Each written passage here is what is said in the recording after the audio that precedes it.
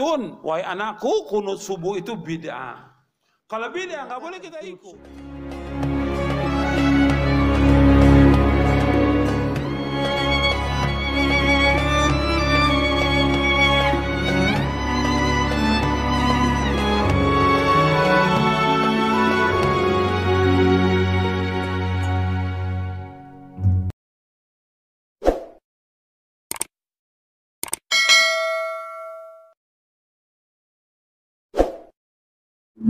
Di antara amaliyah ibadah yang diyakini oleh mayoritas Islam atau yang telah dipraktekkan oleh mayoritas umat Islam ketika sholat itu melaksanakan atau melakukan kunut subuh. Namun ada sebagian kelompok yaitu Wahabi yang mengatakan bahwa kunut subuh itu merupakan amaliyah bid'ah. Oleh karena itu ada beberapa hal yang ingin saya sampaikan di sini terkait dengan persoalan kunut subuh tersebut. Yang pertama, kunut subuh itu merupakan masalah khilafiyah, masalah furu'iyah, dan masalah fiqhiyah. Sehingga dengan demikian, maka untuk mengatakan atau menyampaikan statement bahwa kunut subuh itu merupakan perkara yang bid'ah, itu saya kira tidak bisa dibenarkan. Ada beberapa hal yang ingin saya sampaikan di sini terkait dengan persoalan kunut subuh, apakah benar-benar merupakan amaliyah yang bid'ah.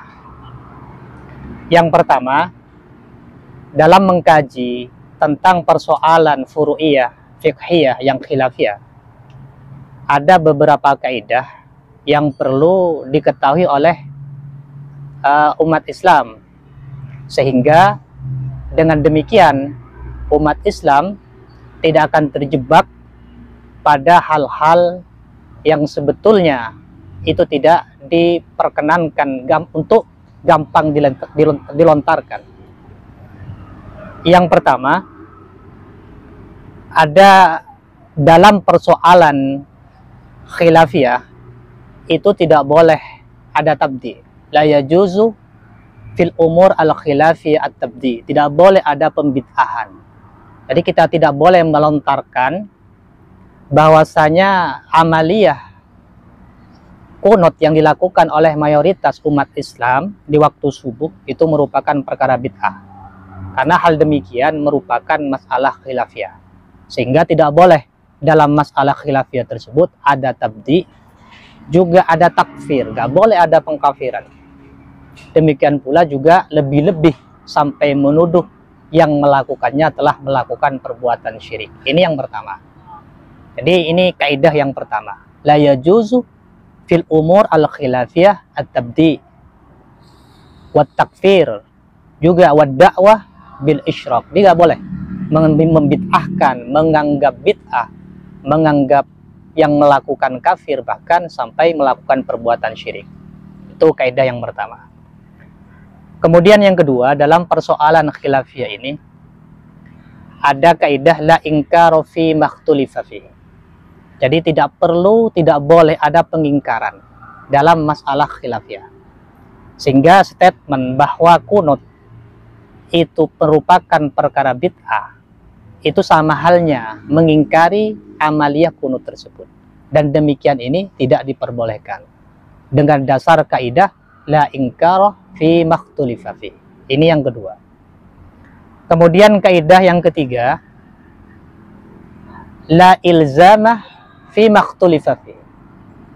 Menganggap amaliyah kunut yang kita lakukan sebagai perkara bid'ah itu sama halnya menggiring umat Islam secara keseluruhan agar meninggalkan kunut, dengan meyakini bahwa kunut itu merupakan perkara yang tidak dianjurkan oleh Rasulullah, yang tidak diperintahkan oleh Rasulullah, bahkan merupakan perkara baru. Sehingga dengan demikian berarti orang yang menyampaikan bahwa amaliyah kunut subuh itu merupakan perkara bid'ah sama halnya memaksa, sama halnya mewajibkan kepada kita agar kita mengikuti apa yang telah mereka yakini berupa tidak bolehnya melakukan kunut di waktu subuh. Ini kaidah yang ketiga. Kemudian yang keempat, ada kaidah nata'awan fi mattufiqu alaih. Dalam persoalan yang di situ kita menyepakati semua, maka kita harus saling tolong menolong. Tetapi dalam persoalan yang khilafiyah, wa nahtarim fi makhtulifa fi, kita harus saling menghormati. Sehingga dengan demikian melontarkan bid'ah terhadap atau mubdi terhadap orang yang melakukan kunut subuh atau mayoritas umat Islam yang melakukan kunut subuh itu tidak bisa dibenarkan dengan dasar kaidah tadi, karena ini masalah khilafiyah. Sehingga seharusnya kita ini bukan malah menganggapnya bid'ah, tapi menganggap persoalan ini artinya kita saling menghormati dalam persoalan ini berdasarkan kaidah nata'awan fi mattufiqu alaih, saling tolong menolong dalam persoalan yang disepakati, wa nahtarim fi makhtulifa fi, dan saling menghormati dalam persoalan yang diperselisihkan. Sehingga sikap tabdi kepada kita yang melakukan kunut subuh itu merupakan bentuk tidak menghormati persoalan yang khilafiyah. Kemudian juga dalam persoalan terkait dengan statement atau tuduhan bahwa yang melakukan kunut subuh itu merupakan perbuatan bid'ah atau amalia yang bid'ah. Sebagaimana yang tadi telah saya sampaikan bahwa persoalan kunut subuh itu masalah khilafiyah, maka di sini perlu kita ketahui penyebab terjadinya khilaf tentang masalah kunut subuh di antara kalangan ulama. Nah, di sini yang perlu dibahas adalah dalil. Dalil itu Al-Quran dan hadis. Nah, secara umum dalil itu ada yang sifatnya qat'i, ketetapannya itu qat'i, dan itu adalah Al-Quran. Sehingga mengingkari Al-Quran itu bisa mengantarkan pada kekufuran. Kemudian yang kedua, dalil itu sifatnya dhanni, artinya ketetapannya dhanni, dan itu merupakan hadis selain mutawatir, karena termasuk juga dalil yang qat'i merupakan hadis mutawatir. Sementara hadis selain mutawatir, hadis ahad, meskipun itu sahih, sifatnya dhanni. Sehingga di sini dalam persoalan ini yang melatar belakangi kenapa kemudian kunut subuh terjadi perbedaan adalah karena dalil tentang kunut subuh ada atau tidak ada itu ditetapkan berdasarkan hadis yang bukan mutawatir. Sehingga di sinilah terjadi khilaf. Ada yang mengatakan kunut subuh itu sunnah, ada yang mengatakan kunut subuh itu tidak sunnah. Kenapa? Karena dalil yang digunakan itu merupakan dalil yang dhanniyatus subut, artinya ketetapannya itu bersifat praduga. Nah, dalam hadis ahad, hadis selain mutawatir itu dari segi penyeleksian sanadnya itu bersifat relatif. Mungkin menurut satu ulama hadis ini sahih, tapi bisa jadi menurut yang lain itu dhaif. Karena ulama yang menganggap sahih itu melihat sesuatu baik dari segi sanad atau matannya yang tidak dilihat oleh ulama yang lain yang mengatakan dhaif. Oleh karena itu tidak bisa dipertentangkan antara anggapan bahwa hadis yang digunakan oleh ulama tentang kesunahannya kunut subuh dengan yang dikatakan tidak sunat kunut subuh.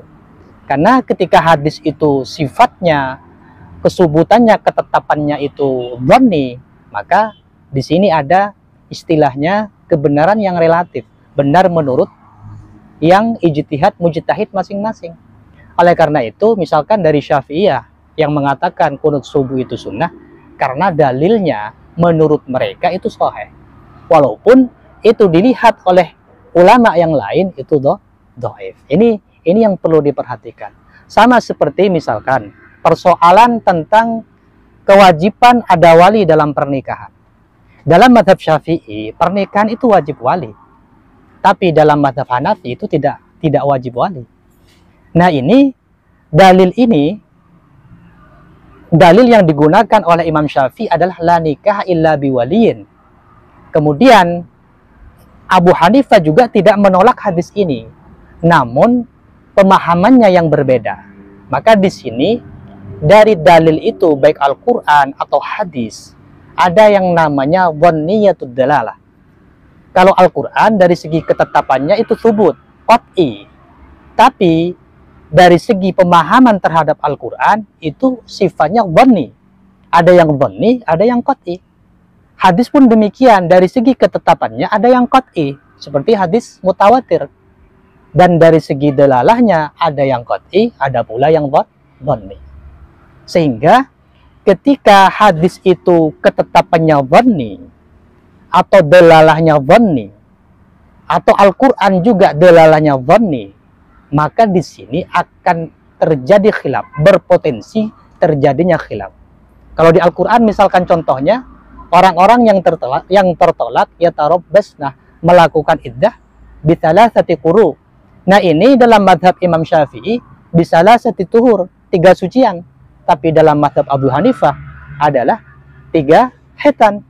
Nah, ini yang dimaksud dhanniyatud dalalah. Sehingga kebenarannya bersifat relatif. Oleh karena itu, malah justru dalam persoalan yang khilafiyah, saya lebih setuju dengan kaidah yang mengatakan kullul mujtahid musib, bahwa semua mujtahid itu benar. Artinya kalau kita tarik dalam persoalan kunut, maka yang melakukan kunut itu benar, yang tidak melakukan kunut itu pun juga benar. Yang kunut benar, yang tidak melakukan kunut juga sama-sama benar. Nah, ini salah satu kaidah yang dimunculkan oleh Imam Suyuti dalam kitab Jazilul Mawahib fi Ikhtilafil Madzahib. Nah, ini persoalan kunut pun juga demikian. Sehingga di sini kembali ke atas, dalam persoalan kunut ini tidak boleh ada tabdi, bahkan juga tidak boleh ada takfir, lebih-lebih menganggap yang melakukan itu syirik. Ya. Kemudian juga tentang tadi persoalan yang dhanniyatud dalalah misalkan. Seperti la nikah illa biwaliyin, itu dipahami oleh kalangan Syafi'i tidak ada pernikahan itu sah. Tapi di kalangan Hanafi itu disebutkan la nikah kamalun, tidak ada pernikahan itu sempurna. Nah, dari sini terkait dengan persoalan kunut, di situ ada pandangan yang bermacam-macam. Ada yang mengatakan bahwa kunut subuh yang dilakukan oleh Nabi itu kunut nazilah. Namun ada yang beranggapan itu bukan kunut nazilah. Makanya dalam sebuah hadis itu disebutkan anna Rasulullah qanata hatta mata, wa Umar wa Abu Bakar qanata hatta mata, wa Umar qanata hatta mata. Ini kan umum sifatnya.